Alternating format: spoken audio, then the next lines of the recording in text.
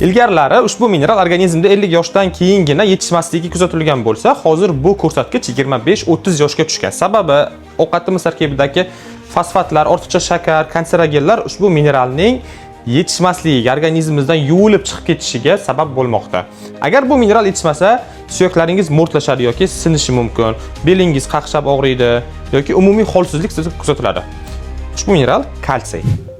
Quyida O'zbekistondagi eng ko'p iste'mol qilinadigan kalsiy turlari qo'shimchalari keltirib o'tilgan, ya'ni kalsiy karbonat, kalsiy sitrat, kalsiy aratat, kalsiy aspartat, kalsiy D-glyukorat, kalsiy gidroksometil-butirat, kalsiy xelat va kalsiy laktat turlari o'zimizda insonlar tomonidan hozirgi paytda iste'mol qilinib kelinmoqda. Ya'ni shu kalsiylarga asosiy talab mavjud. Endi eng ko'p ichiladigan turlaridan kalsiy karbonat. Bu eski davrdan beri, ya'ni 20-asrdan beri ichib kelinmoqda va hozirgacha sotuvda mavjud. Buni qolgan kalsiylardan ustunlik tomoni siryosi arzon, tan narxi va tabletka shaklida chiqarilganligi. Boshqa ustun tomoni yo'q buni. D3 bilan ichsangiz yaxshi so'riladi. Lekin buni yomon tomon, salbiy tomonlari bor. Ya'ni kalsiy karbonatni siz ko'p iste'mol qiladigan bo'lsangiz, haddan tashqari yoki och qoringa ichadigan bo'lsangiz, yoki D3 vitaminisiz ichadigan bo'lsangiz, bu sizda kalsiyning yaxshi so'rilmasligi, oshqozondagi og'riq va ich qochishiga olib kelishi mumkin. Salbiy tomonlari. O'shaning uchun kalsiy karbonatdan keyin kalsiy sitratni ishlab chiqarishdi. Bu sitrat formasi karbonatga nisbatan so'rilishi 50-60% ga yuqori kerak bo'lsa, buni ham D3 bilan ichadigan bo'lsa, so'rilishi yanada yaxshilanadi. Endi kalsiy aratat formasiga keladigan bo'lsak, kalsiy aratat so'rilishi jihatdan sitrat va karbonatga nisbatan ancha-muncha yuqori va och qoringa iste'mol qilsangiz ham bo'ladi deyilgan instruksiyasida. Undan tashqari oshqozondagi hazm suyuqligi bilan to'g'ridan-to'g'ri kirishib, erib ketadi buni kapsulasi va yaxshi so'riladi. Tabletka variantlariga nisbatan. Kalsiy aspartat qolgan kalsiylarimizdan farqli tomonda bu ham yaxshi so'rilish xususiyatiga ega va uni ustun tomoniga keladigan bo'lsak, bu suyaklarimizni ichki qismigacha kirib, mineralizatsiyagacha olib boradi. Ya'ni suyaklarni ichigacha kirib, kalsiyni yetkazib olib boradi va suyakni zichlashtirish xususiyatiga ega. Suyak va tishga ham. Kalsiy glyukorat qolgan kalsiylardan asosiy farqi buni organizmda detoksikatsiya funksiyasiga ega. Jigarda yig'ilib qolgan, yillar davomida yig'ilgan toksinlarni ushbu kalsiyimiz yuvib chiqarishga yordam beradi. Undan tashqari qonda oshib ketgan estrogen miqdorini normaga keltiradi va ayollarda ko'krak bezi bilan bog'liq bo'ladigan va erkaklarda tuxum hujayralarida uchraydigan va tez-tez kuzatilayotgan hozirgi kundagi kasalliklarni oldini olish uchun ham tavsiya qilinadi. Kalsiy glyukorat. Kalsiy gidroksometil-butirat.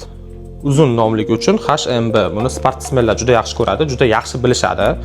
Professional sport bilan shug'ullanadiganlar, atletlar, bodybuilderlar bu kalsiyni iste'mol qiladi.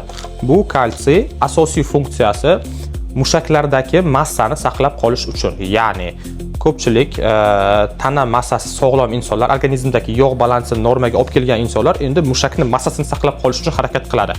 Ya'ni siz shug'ullanib keldi trenirovkada, mushaklaringiz ATF yo'qdi, energiya yo'qdi va parchalanish jarayonigacha yetib keladigan holatda ushbu kalsiy o'sha mushakni saqlab qolish, ya'ni parchalanib ketishini oldini oladi.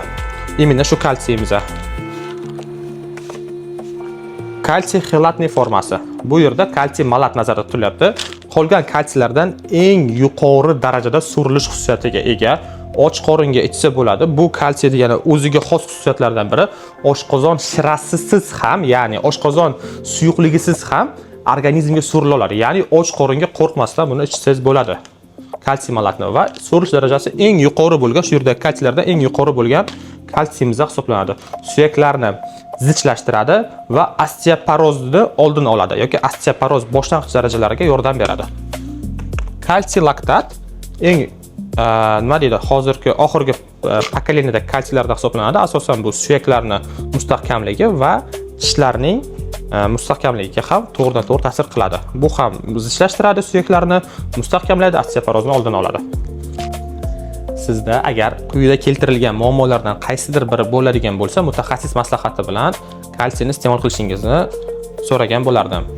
O'zingizni va sog'lig'ingizni asrang, doimo sog'-salomat bo'ling. Agar sizda qanaqadir qo'shimcha takliflar bo'lsa, kommentariyada yozib qoldiring yoki qanaqadir vitaminlar haqida shunaqa obzor olishimizni xohlasangiz, biz albatta uni o'qib chiqib, shu haqida keyingi videolarimizda yoritib beramiz. Hammaga rahmat.